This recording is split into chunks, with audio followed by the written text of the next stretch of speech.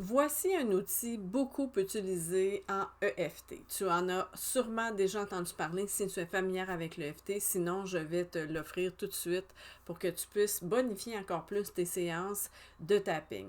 Alors ça s'appelle l'échelle d'intensité de 0 à 10.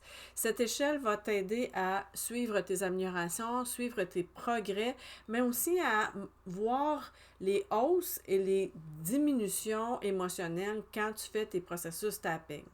Comment ça fonctionne? Alors, c'est une échelle de 0 à 10. Tu mesures de 0 à 10 l'intensité du malaise, du stress ou du blocage que tu as. Donc, 0 étant 0, neutre, il n'y a aucune émotion dans cette situation-là. Et 10, l'intensité est maximum. Des fois, quand je demande aux gens comment tu te sens de 0 à 10 par rapport à ça, il y en a plus. Parfois, certaines me répondent 15 sur 10 parce que l'intensité est vraiment très forte.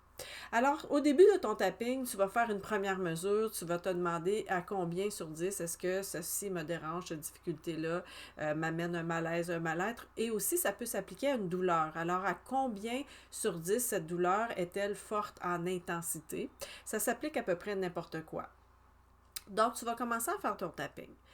Soit à la fin de ta ronde de tapping, c'est-à-dire une séquence de points tapping, ou soit à la fin de ta session, tu vas te reposer la question à savoir de 0 à 10, à combien est-ce que l'intensité de ce mal-être-là, de ce malaise-là se situe. Alors, il se pourrait que l'intensité augmente. Pourquoi? Parce que parfois, faire ta technique de libération des émotions va libérer encore plus d'émotions et il se pourrait que l'intensité émotionnelle augmente temporairement. Ceci, normalement, est temporaire. Chose à faire, c'est de continuer à faire ton tapping. Donc, tu vas continuer à faire ton tapping jusqu'à ce que l'échelle d'intensité t'amène à un endroit qui est satisfaisant pour toi. Alors, parfois, tu vas voir que c'est pas toujours facile d'arriver à 0, que certaines situations demandent du temps, de la patience et que tu vas devoir revenir travailler sur cette même situation. L'important, c'est que tu arrives à un point où toi, tu te sens satisfaite et que tu peux fonctionner et que le facteur émotionnel dans cette situation-là soit correct pour toi. Alors, continue à tapoter. Le chiffre va éventuellement descendre.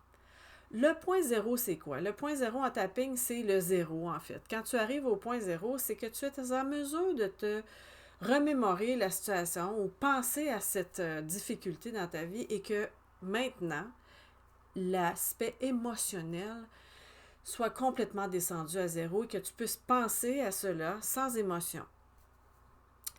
C'est un état de neutralité bienveillante par rapport à ce qui réveillait des émotions difficiles et perturbatrices à l'époque où tu n'avais pas encore fait ton tapping.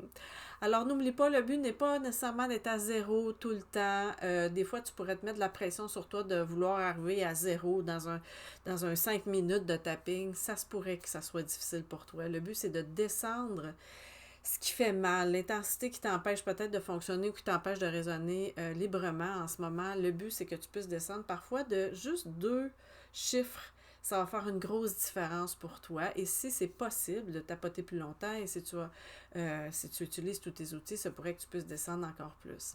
Alors, je te souhaite un excellent tapping.